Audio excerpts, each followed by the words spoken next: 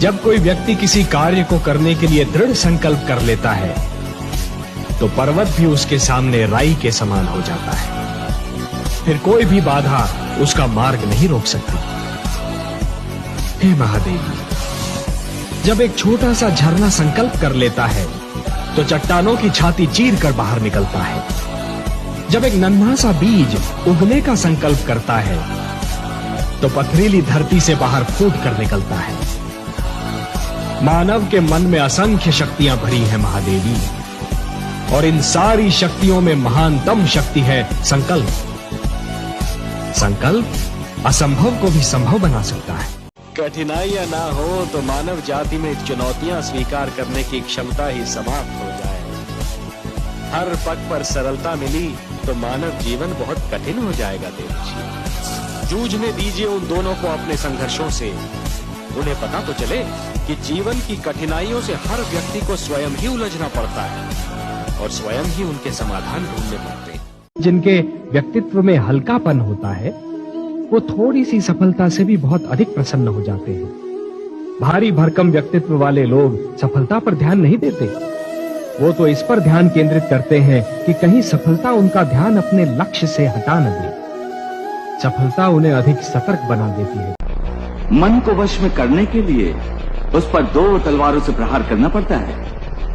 एक तलवार अभ्यास की है और दूसरी तलवार है वैराग्य की। देखो अर्जुन, अभ्यास का अर्थ है निरंतर अभ्यास।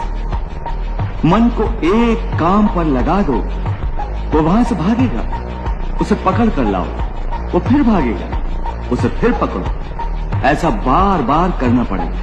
मन को भी नियंत्रण की रस्सी में बांधकर बार बार अपने रास्ते पर लाया जाता है तो अंत में वो अपने स्वामी का कहना मानना शुरू कर देता है। इसी को कहते हैं अभ्यास की तलवार चलाना।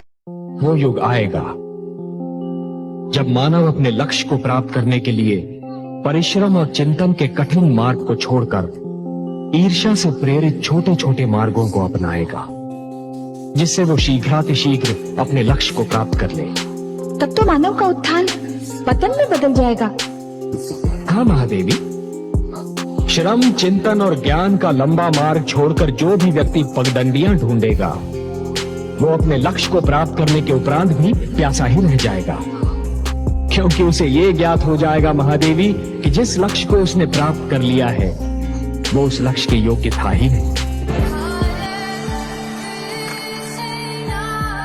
जब भी कोई जीव दृढ़ संकल्प होकर एक दृढ़ विश्वास के साथ किसी भी काम का बीड़ा उठाता है तो दैवी शक्तियों को उसकी सहायता के लिए स्वयं ही आना पड़ता है।